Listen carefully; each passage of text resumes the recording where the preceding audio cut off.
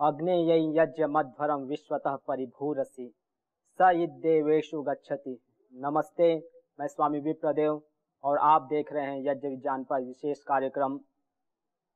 और इस कार्यक्रम में उपस्थित जो यज्ञ को लेकर एक संकल्पित है कि मुझे अपने भारतीय संस्कृति, भारतीय ज्ञान को जन जन तक पहुंचाना है। जैसे प्राचीन में घर घर में यज्ञ होता था, तो वैसे ही आज भी, क्योंकि आज उसकी आवश्यकता है, उसकी मांग है, तो इसलिए संकल्पबद्ध यहाँ उपस्थित पूज्य स्वामी यज्ञदेव जी। नमस्ते स्वामी जी। नमस्ते जी।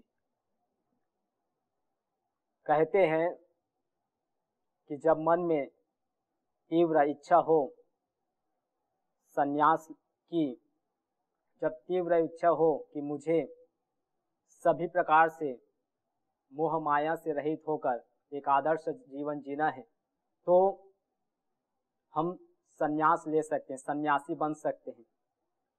और यह भी है कि जो हम 4 आश्रम सुनते हैं, ब्रह्मचर्य, गृहस्थ, वानप्रस्थ, फिर सन्यासी, तो एक क्रम ये है कि प्रथम हम ब्रह्मचर्य जीवन जिए, फिर गृहस्थ में प्रवेश करें, फिर वानप्रस्थ में, और फिर जाकर सन्यास जीवन जिए। परंतु महर्षि दयानंद जी कहते हैं कि यद अहरेव विरजेत तद अहरेव प्रव्रजेत, कि जब भी मन में यह तीव्र इच्छा उत्पन्न हो, बाहर के विषयों के प्रति अनासक्त भाव से अपने जीवन को जीने की इच्छा हो, उसी समय ही घर से निकलकर कहीं समर्थ गुरु के आश्रय में जाकर संन्यास दीक्षा ले लेनी चाहिए। और सन्यासी का जीवन तो सभी जो बाह्य आसक्ति है, बाह्य जो आडंबर है, मोह माया, उन सब से रहित हो जाता है। और उसके साथ साथ शास्त्रों में भी यह बात कही गई कि वह जो ब्रह्मचर्य जीवन या गृहस्थ जीवन या फिर वानप्रस्थ जीवन में जो जनेऊ धारण किए रहते हैं, उसका भी परित्याग कर देते हैं, जो सीखा है उसका भी परित्याग कर देते हैं, और साथ में जो यज्ञ अग्निहोत्र उसका भी परित्याग कर देते हैं। परंतु हम यहाँ पतंजलि योगपीठ में देखते हैं, साथ में मेरे साथ उपस्थित पूज्य स्वामी जी भी हैं, ये भी यज्ञ करते हैं, और साथ ही साथ पूज्य दीदी जी और परम पूज्य स्वामी जी को भी हम यज्ञ करते हुए देखते हैं। तो क्या सन्यासी को यज्ञ करना चाहिए? क्योंकि शास्त्रों में विधान है कि वह सभी प्रकार से जो बाह्य कर्म है, यज्ञ, उपनयन, शिखा या जितने भी वासना है, विषय है, मोह माया, सभी से रहित हो जाते हैं। तो हम इस विषय पर आज चर्चा करेंगे, पूज्य स्वामी जी से जानते हैं। आइए। प्रणाम स्वामी जी। आपने जो यह प्रश्न रखा, यह एक बहुत ही सामान्य जनमानस की चित्तवृत्ति पर कौतूहल का विषय बना रहता है कि सामान्य रूप से जो है सबको दैनिक यज्ञ करने के लिए कहा है और करना चाहिए, और उसके सैकड़ों लाभ है, शुद्धिकरण आदि से लेकर के अलग अलग। लेकिन उसमें सन्यासी को फिर छूट दे दी कि सन्यासी ना करे तब भी चल सकता है, इस प्रकार से हमारे शास्त्रों ने बताया। तो वो इसलिए है कि जब व्यक्ति सन्यास धारण करता है तो उस समय वो जो संकल्प लेता है, उस संकल्प के आधार पे वो सारी चीजों को छोड़ देता है, लोकेशना, पुतेशना, वितेशना आदि को त्याग करता है। और उस समय वो एक संकल्पित होता है कि वो परिव्राजक के रूप में, विशेष करके जो हमारे शास्त्रों में विधान है उसके अनुसार सन्यासी को परिव्राजक होना बहुत ज्यादा उसमें वर्णित है। तो जब परिव्राजक की तरह वो सभी जगह पे घूमते फिरते रहेंगे, तो ये सारा सामान जो है वो किस प्रकार से वो साथ में रख पाएगा, वो संभव नहीं है। और दूसरी बात ये है कि उन्होंने सारी चीजों का त्याग, तो वो कोई काम धंधा बिजनेस आदि तो करता नहीं है, लेकिन अब उनका जो स्वयं का जो भरण पोषण है उसके लिए भी प्रति टाइम का उनको भिक्षा मांग करके खाने के लिए विधान है, और वो भिक्षा मांग करके खाता है। और तो वो जब स्वयं के लिए जो भोजन है वो भी प्रतिदिन का, वो अगले टाइम का भी वो नहीं करता, और प्रति टाइम का वो भिक्षा मांग करके खाता है, तो वो अगले जो दीन होते हैं उनके बारे में भी वो नहीं सोचता है। तो जब यज्ञ हम करते हैं तो यज्ञ के लिए घृत आदि उत्तम पदार्थ और जो कीमती पदार्थ होते हैं उससे लेकर के और भी बहुत सारा चीजें चाहिए। तो वो कहाँ से लाएगा, हर रोज कहाँ से मांगेगा, और ये सारी चीजें होने के कारण उसको छूट एक अलग रूप से दी गई है। लेकिन ऐसा नहीं है कि सन्यासी को यज्ञ नहीं करना चाहिए। कई सारी जगहों पर यह सामान्य रूप से एक चित्तवृत्ति लोगों की बनी हुई कि सन्यासी हो गया उसका मतलब जो नित्य कर्म है, जो यज्ञ आदि हैं, उनको त्याग देना चाहिए या त्याग दिया उन्होंने। वास्तव में ऐसा नहीं है, क्योंकि यज्ञ एक रूप से हमारे शास्त्रों में ही देखें तो यज्ञ दान तपः कर्म न त्याज्यम कार्यमेव तत्। यज्ञ दान और तप रूप कार्य को कभी नहीं त्यागना चाहिए। यज्ञ दान तपश्चैव पावनानि मनीषिणाम। यज्ञ दान और तप ये तीनों प्रकार के जो कर्म हैं वो तीनों कर्म पावनानि मनीषिणाम, मनीषियों को जिन्होंने अपने कर्मों के प्रति किसी भी प्रकार की आसक्ति नहीं है, कर्म के फल की आशा नहीं है, उसके बावजूद जाकर के वो कर्म करते हैं, ऐसे जो ऋषि मनीषी लोग हैं उनको भी पावन करने वाला होता है। ये जो गीता वचन हमें मिल रहा है, इसी प्रकार अन्य शास्त्रों में भी हमें ये चीजें प्राप्त होगी। तो यज्ञ केवल मात्र एक शुद्धि का ही हेतु और इस प्रकार से ऐसा नहीं है, अपितु यज्ञ को करने से वायुमंडल शुद्धि, घर की शुद्धि और ये सारी चीजें तो होती ही होती हैं, लेकिन आत्मिक उन्नति के लिए भी विशेष करके लाभकारी होता है यह यज्ञ। इसलिए हमारे शास्त्रों में यज्ञ को इष्ट काम दुख कहा गया है। जब हम अपने सामान्य जीवन को जीते हैं उसमें हम धीरे धीरे जब संन्यास लेते हैं और संन्यास के बाद हम ऊर्ध्वारोहण की और विशेष रूप से हम गति चाहते हैं, अब उस ओर जब हम आगे बढ़ते हैं तो उस हमारी जो चेतना का स्तर है उसको विशेष रूप से बढ़ाने के लिए हम क्या क्या करें, तो उसके लिए बहुत सारे साधना के अलग अलग पद्धतियां बताई गई हैं। उसमें से एक सर्वोत्तम कोई एक पद्धति है तो वह है यज्ञ भी। जो हम यज्ञ करते हैं तो उससे हमारा चित्त जो है वो निर्मल होता है, चित्त शांत होता है, मन के विकार दूर होते हैं, और कोई भी व्यक्ति इस चीज को स्वयं करके देख सकता है। और स्वामी दयानंद सरस्वती जी ने भी इस बात को वहां पे कहा है कि जो हम दैनिक यज्ञ करते हैं, पहले हम जो प्रातःकालीन सायंकालीन आदि मंत्रों की हम आहुति प्रदान करके और फिर जो इतनी इच्छा सामर्थ्य और समय हो उसके अनुसार हम गायत्री मंत्र का उच्चारण करते जाए और आहुति देते जाए।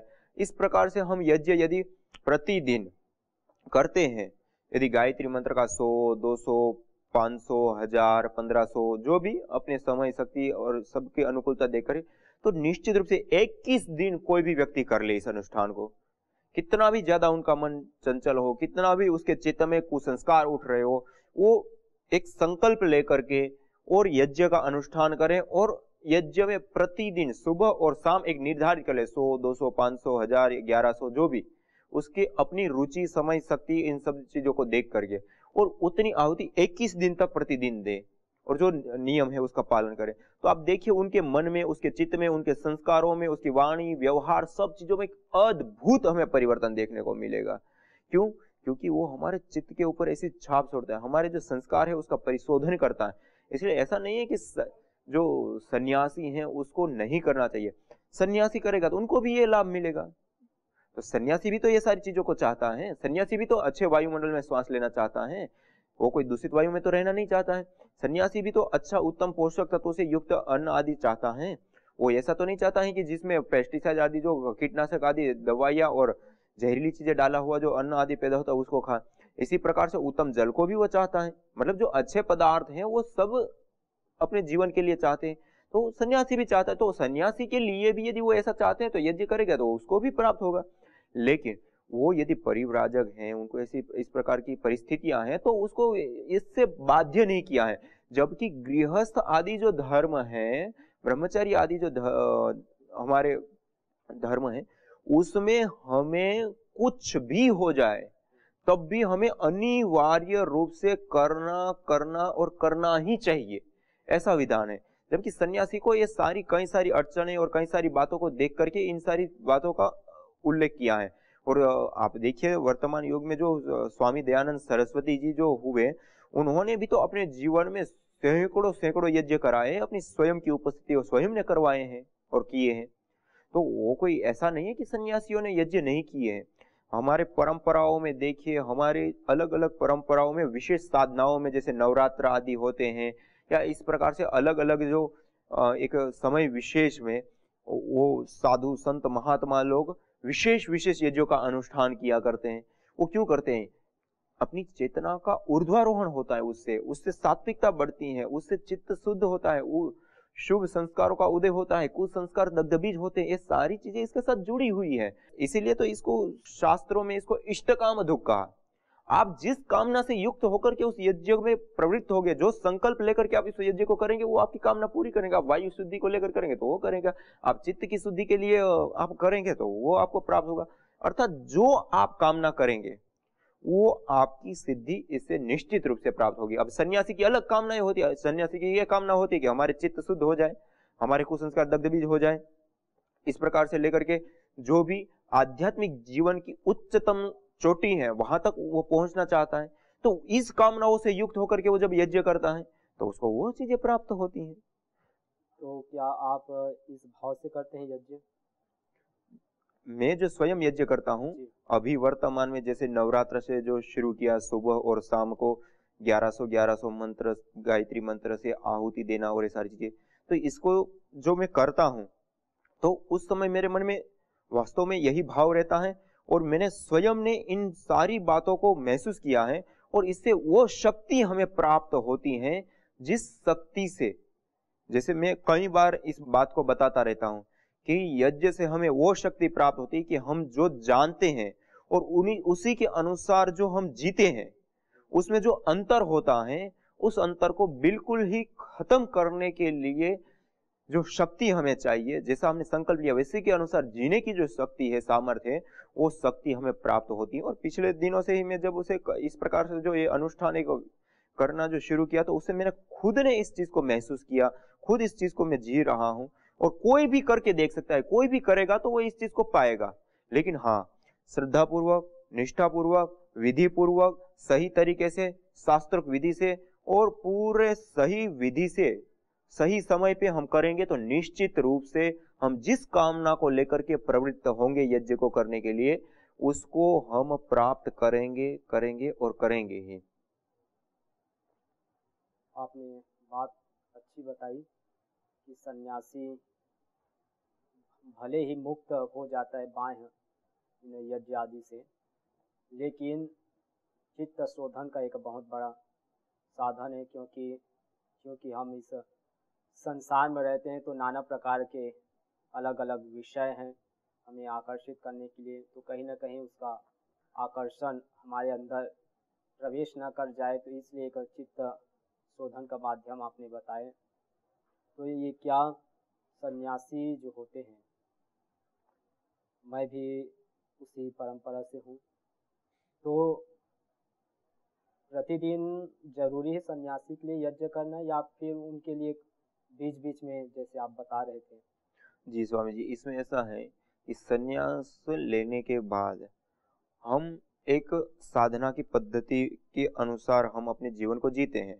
कोई भी सन्यासी है अपनी परंपराओं के अनुसार, अपने गुरुजनों के आदेश निर्देश या जो शास्त्र वचन है उसके अनुसार कोई ना कोई एक विशेष साधना पद्धति को अपनाता है, चाहे वो योग करना है, चाहे वो यज्ञ करना है, चाहे जाप आदि करना है, या कोई भी अलग अलग बहुत सारी प्रक्रियाएं हैं, पद्धतियां हैं। उसमें से कोई एक जो उनको ज्यादा सुटेबल लगती हैं, कि जिसके माध्यम से उनका चित्त की विशेष रूप से उन्नति हो रही है, चित्त के विकार दूर हो रहे हैं, चित्त शांत हो रहा है, संस्कार, कुछ संस्कार दग्धबीज और शुभ संस्कारों का उदय, या जो भी अच्छाइयां हैं वो जिस माध्यम से बढ़ती हैं, जिस साधन से बढ़ती है, उस साधन को अपनाता है। जैसे हम पतंजलि योगपीठ में रहते हैं तो यहाँ प्रधानता से योग के साथ हम जुड़े हैं, यज्ञ के साथ हम जुड़े हैं। इसी प्रकार से हम आयुर्वेद आदि जो हमारी परंपराएं हैं उनके साथ विशेष रूप से जुड़े हैं। लेकिन जो हम आध्यात्मिक उन्नति के लिए, इसमें जिस व्यक्ति को जो ज्यादा सुटेबल लगता है, जैसे मेरे को ज्यादा से ज्यादा यज्ञ में रुचि है और यज्ञ से मेरे को ये सारी चीजें दिखती हैं, और इसको मैंने स्वयं करता हूँ और स्वयं भी अनुभव कर रहा हूँ कि इससे जो है हमारे चित्त में, हमारे विचारों में, हमारे संकल्पों में दृढ़ता आती है और सारा परिवर्तन आता है। ये सारी चीजें खुद और कोई भी महसूस कर सकता है। एक बार करें अपना अनुष्ठान और देखे, 21 दिन कोई भी कर करके देखे वो खुद महसूस करेंगे। और जो आपने प्रश्न किया कि हम जो अपने जीवन में संन्यास व्यक्ति लेता है तो उसको अपने जीवन में नित्य प्रति करना ही चाहिए या नहीं करना है, वो अपनी स्वेच्छा है। यदि वो उसको साधना पद्धति के रूप में यदि देख रहा है और उसमें अपनी आत्मिक उन्नति के लिए उसको एक साधना पद्धति के रूप में संकल्प ले चुका है मन में, तो उनको नित्य प्रति करना चाहिए। फिर उसके पास उस प्रकार की सारी व्यवस्थाएं होनी चाहिए। एक स्थान पे यदि वो रहता है, वहां पे उनको घृत आदि से लेकर के जो भी द्रव्य सामग्री आदि की आवश्यकता है वो उनको वहां उपलब्ध हो पा रही है। ये सारी चीजें को तो मैंने, अब जब आप परिव्राजक के रूप में रहेंगे तो कहीं तो आपको भोजन की ही व्यवस्था नहीं हो पाएगी, तो आप यज्ञ कहाँ से कर पाएंगे। जब परिव्राजक के रूप में रहेंगे, कहीं आप ट्रेन में हैं, कहीं पे आप और बाहर जगहों पे हैं, पथ पे हैं, आप रास्ते में हैं, तो आप कहाँ करेंगे। कोई आपको ऐसा सदगृहस्थ मिल गया जहां पे आपको ऐसी अनुकूलता मिली तो आप कर सकते हैं, यदि नहीं मिला तो आप कहाँ से कर पाएंगे। तो हम जब परिव्राजक के रूप में हैं तो वहां पे हमारे लिए वैकल्पिक रह सकता है। यदि हम उतने समर्थ हैं कि हम अपनी सारी व्यवस्थाएं कर सकते हैं, हम अपनी रीत से सारी चीजों को व्यवस्थित कर सकते हैं, तो हमें निश्चित रूप से इस प्रकार का संकल्प लेकर के करना चाहिए और उसका हमें लाभ मिलेगा। जिसको जैसा लाभ चाहिए वैसा अनुष्ठान करें। तो हमें सन्यासी के लिए भी यदि वो संकल्प पूर्वक सही तरीके से अनुष्ठान करता है तो उनकी भी आत्मिक उन्नति होती है। जैसे अन्य जो पद्धतियां हैं, जाप करना है या ये योग करना है या और भी जो पद्धतियां हैं, उसको जब हम करते हैं और उससे जैसे हमारी उन्नति होती है वैसे ही ये यज्ञ से भी हमारी उन्नति होती है। और यहाँ तक कि यज्ञ से तो हमारी उन्नति तो होती ही होती है, आत्मिक उन्नति होती है, शारीरिक उन्नति होती है, बौद्धिक उन्नति होती है, ये सारी चीजें व्यक्तिगत तो होती ही होती हैं, लेकिन उसके साथ साथ परोपकार भी होता है। इस प्रकृति से भी तो हम सारी चीजों को ले रहे हैं, अन्न फल फूल साग सब्जी धरती में धारण करिए, सूर्य से हम प्रकाश लेते हैं, चंद्र से हम शीतलता लेते हैं, इसी से ही बना है। हाँ, मतलब ये पंचभूतों से हम सारी चीजों को ले रहे हैं, तो उनको शुद्ध, उनको पवित्र बनाना या उसके प्रति हमारे जो ऋण है उस ऋणों को अदा करना, तो वो भी तो हमारा कर्तव्य जिम्मेदारी है। वैसे सामान्य रूप से देखे तो सन्यासी अपना पूरे जीवन को न्योछावर करता है, इसलिए उसको शास्त्रों ने मतलब उससे बाहर कर दिया है कि उसके लिए कोई ऋण इस प्रकार का नहीं रहता, क्योंकि उनका जीवन स्वयं ही तपस्वी हो जाता है और स्वयं इतना तपस्या में जीता है, किसी प्रकार का परिग्रह नहीं करता है, किसी भी प्रकार का कुछ भी उनके पास संसाधन आ जाता है, शक्ति है, सामर्थ्य है, तो वो परोपकार में लगाता है, लोगों के कल्याण में लगाता है, जीवन को, अपने जीवन की तो उन्नति करता है, लेकिन समाज में जाकर समाज को, जो गृहस्थी लोग हैं या वानप्रस्थी लोग हैं या फिर जो ब्रह्मचर्य काल में जो लोग हैं, उन सबको विद्या का दान करता है, उनको समझाता है, बताता है, धर्म, अध्यात्म, संस्कृति, समाज क्या है, कैसे जीना चाहिए, ये सारी बातें उनको बताता है और उसी में अपने पूरे जीवन को व्यतीत कर देता है। किसी भी प्रकार का अपने व्यक्तिगत जीवन के लिए या अपने व्यक्तिगत जीवन की उन्नति के लिए या भौतिक ऐश्वर्यों के लिए किसी भी प्रकार का कोई वो परिग्रह नहीं करता है। इसलिए वो अपने लिए नहीं जीता, अभी तो एक एक श्वास उनका समाज के लिए हो जाता है। इसलिए सन्यासी जो है उसको इन सारे ऋणों से वैसे ही उऋण कर दिया है। तो इस रूप में जब हम जी रहे हैं तो उसके लिए कोई वो नहीं है, लेकिन उसके साथ भी यदि हम यज्ञ करते हैं, जब श्रेष्ठतम कर्म कह दिया और इष्ट काम दुख कह दिया, और श्रीमद् भगवत गीता में यहां तक कह दिया कि यज्ञ दान तपः कर्म न त्याज्यम कार्यमेव तत्, ये कार्य कभी भी नहीं त्याजने योग्य है, चाहे किसी भी अवस्था में हम हो, किसी भी स्थिति में हो। और यज्ञ दान तपश्चैव पावनानि मनीषिणाम, जो मनीषी लोग हैं, जिनके कर्मों के प्रति आसक्ति नहीं है, कर्म फल की आशा नहीं है, ऐसे जो मनीषी लोग हैं उनको भी परम पावन करने वाले होते हैं। तो ऐसे यज्ञ को हम करेंगे तो कितना हमें मतलब अपने गौरव होना चाहिए और करना चाहिए। चाहे सन्यासी है तो उसको भी करना चाहिए, जितना समय मिले, जितनी उनके पास शक्ति है उसके अनुसार करना चाहिए। जब वो परिव्राजक है तो परिव्राजक के रूप में भी हम देखते हैं स्वामी दयानंद जी आदि जो ऋषि लोग हुए, जो सन्यासी लोग हुए, उन्होंने भी तो पूरी तरह से परिव्राजक होते हुए भी जहां जैसा अवसर मिला, सदगृहस्थ मिल गए, अच्छे लोग मिल गए, तो वहां पे उन्होंने वो यज्ञ को किया और कराया भी और लोगों को समझाया और उनके जीवन के साथ जोड़ा। और स्वामी दयानंद सरस्वती जी ने तो इतने सारे अपने जीवन में वृष्टि यज्ञ से लेकर के और अलग अलग प्रकार के यज्ञ को कराए, और ये 16 संस्कारों की जो पूरी पावनी परंपरा है उसकी नींव भी तो उन्होंने ही तो रखी है। और ये जो आज दैनिक यज्ञ भी भारतवर्ष में इतनी बड़ी मात्रा में लोग कर रहे हैं, तो वो भी तो उसकी नींव भी तो रखने वाले स्वामी दयानंद सरस्वती जी ही तो थे। जब उन्होंने किया कराया तभी तो आज हमारे सामने ये परंपराएं हैं, वरना कैसे हमारे सामने आती। इसलिए हमारे ऋषियों के, हमारे संत महात्मा जो महापुरुष हैं, उनके आचरण में भी ये चीज देखने को मिलती है। तो महाजनों एन गता सा पंथा, जो महापुरुष हुए हैं उन्होंने जो अपने जीवन में अपनाया, किया और कराया, उसको हमें भी करना चाहिए, कराना चाहिए। ये हमारे लिए श्रेयस्कर और बहुत ही उत्तम होगा। और इसी प्रकार से शास्त्र वचन भी जो मैंने बताया उसके अनुसार शास्त्र वचन भी हमें मिलता है। और उससे अतिरिक्त इसको इष्ट काम दुख कह दिया, और ये जो श्रेष्ठ तम कर्म कह दिया। तो श्रेष्ठ तम कर्म यदि कोई है तो उसको सन्यासी को क्यों त्यागना चाहिए? जब तक अवसर है, सारी चीजें उसके पास उपलब्ध है तो करना चाहिए। जब उपलब्ध नहीं है, ऐसा कुछ नहीं है, तो ठीक है वो ना करें। तो अपना जो जीवन है वही उनका यज्ञीय जीवन है। वो जो अपने जीवन को जी रहे हैं वो यज्ञ रूप अपने जीवन को जीता होता है।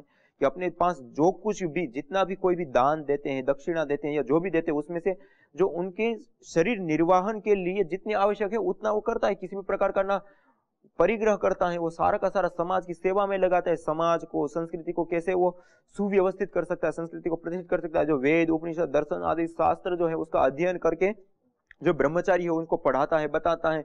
उसके साथ साथ जो गृहस्थी लोग हैं या वानप्रस्थी लोग हैं, उनके आचरण में भी ये विद्याएं हैं वो कैसे आए उसके लिए उसको उपदेश करता है, और उसी के लिए अपने पूरे जीवन को वो खपा देता है। ये भी तो एक यज्ञ है।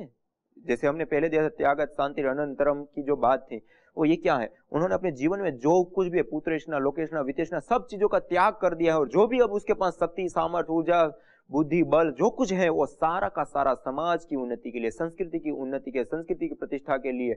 और जो हमारा वेद, उपनिषद, दर्शन आदि में जो शास्त्र ज्ञान है उस ज्ञान को जन जन तक पहुंचाने के लिए, आम सामान्य जनता के आचरण में आए, सब लोग सुखी हो, सब लोग उन्नति के पथ पे हो, सब अच्छाई में हो, उसके लिए वो पूरे जीवन को न्योछावर कर देता है। ये भी तो एक यज्ञ, उसका पूरा जीवन ही यज्ञ में हो जाता है। स्वामी जी ये भी तो है जो अभी आपने शब्द कहा, एक इष्ट काम धुक यज्ञ जो है, तो सन्यासी तो सभी कामनाओं से मुक्त हो जाते हैं जी कि वो यज्ञ में क्या चाहता है, क्या मांगता है। देखिए, कामना जो कही गई है वो कामना ये कहेंगे जो लौकिक कामनाएं होती हैं, भौतिक कामनाएं होती है। मेरे को मकान चाहिए, गाड़ी चाहिए, पति चाहिए, पत्नी चाहिए, बच्चे चाहिए, या इस प्रकार के जो भी भौतिक ऐश्वर्य हैं, उन सारी चीजों को कामना हमारे शास्त्रों ने कहा है। लेकिन जिसको आत्म तृप्ति चाहिए, जिसको परमात्मा की प्राप्ति चाहिए, जिसको अपने जीवन में आध्यात्मिक चरम उत्कर्ष चाहिए, उन इच्छाओं को कामना नहीं कहा है। और ये जो चीजें हैं उसको पूरा करने के लिए यज्ञ सहायक होता है। यज्ञ जो है उस चीजों को करने से विशेष रूप से उसकी वो जो चीज करने जा रहा है उसके लिए सपोर्ट करता है, सहयोग करता है, साधना पद्धति के रूप में उसको कार्य करता है। और जो उनकी इच्छा है कि मेरे चित्त की एक ऐसी स्थिति निर्मल हो कि मैं वो पात्र बन सकूं कि जिसमें परमपिता परमात्मा का जो प्रसाद है, अर्थात परमपिता परमात्मा की जो अनुभूति है, आनंद की जो अनुभूति है, उसको मैं प्राप्त कर सकूं, तो उसके लिए वो प्रयास करता है, उसके लिए वो जीता है, उसके लिए वो कर्म करता है, तो उन चीजों की वो प्राप्त करता है। तो आज हमने पूज्य स्वामी जी से चर्चा के माध्यम से जाना कि सन्यासी को क्या यज्ञ करना चाहिए, अग्निहोत्र करना चाहिए। तो इन्होंने बताया कि ऐसा विधान तो है, लेकिन ऐसे कोई अनिवार्य नहीं कि यज्ञ करे ही, परंतु यज्ञो वही श्रेष्ठतम कर्म कहा गया है। यज्ञ श्रेष्ठतम कर्म है, और वो सिर्फ एक व्यक्ति के विकास के लिए नहीं, सिर्फ आत्म उत्थान के लिए नहीं, बल्कि अन्य जो व्यक्ति है, अन्य जो जनमानस है, उनके विकास के लिए भी वह अति आवश्यक है। इसलिए वह कर सकता है यदि संकल्प लिए कि मुझे यज्ञ करना ही है। और इन्होंने यह भी कहा कि यदि वह परिव्राजक है तो परिव्राजक के पास तो कुछ होता नहीं, ऐसे सारे सामान यज्ञ के लिए कि वो कुंड को लेकर घूमे, घी को लेकर कहाँ से व्यवस्था करे, घूमते फिरते जो भी न, क्योंकि उनके तो भोजन की भी कोई समय सीमा नहीं कि कहाँ मिलेगा, कभी भूखे भी रहना पड़ेगा। तो इस प्रकार से जब परिव्राजक जीवन जी रहे हैं तो फिर वहाँ तो कोई साधन की उपलब्धि ना होने के कारण से वहाँ ऐसी व्यवस्था नहीं हो सकती। लेकिन यदि कहीं एक आवासीय स्थान है और वो संकल्प लिया है कि मुझे यज्ञ करना ही है, तो वो यज्ञ कर सकता है। तो इस प्रकार से इन्होंने बहुत ही सरल शब्दों में हमको बताया कि सन्यासी जो सभी प्रकार के कर्मों से रहित हो गया है, जो स्वार्थपूर्ण है। लेकिन जो श्रेष्ठतम कर्म हमारे शास्त्रों में विधान किया है, कहा इन्होंने बताया श्रीमद् भगवद गीता में भी कि यज्ञ, दान और तप इसको कभी त्याग नहीं सकते, ये जीवन के लिए बहुत ही आवश्यक है। तो इसको हम कर सकते हैं निश्चित रूप से। तो हमने बहुत ही स्वामी जी के साथ संवाद से यह जाना, और पुनः हम कुछ ऐसे रोचक विषयों को लेकर उपस्थित होंगे यज्ञ संबंधी, जिससे कि हमको और स्पष्ट हो जाए कि यज्ञ से वास्तविक में और क्या क्या लाभ मिलता है और क्या क्या उनके साथ कर्तव्य जुड़े हुए हैं। तब तक लिए आप देखते रहे वैदिक चैनल। सभी को नमस्ते।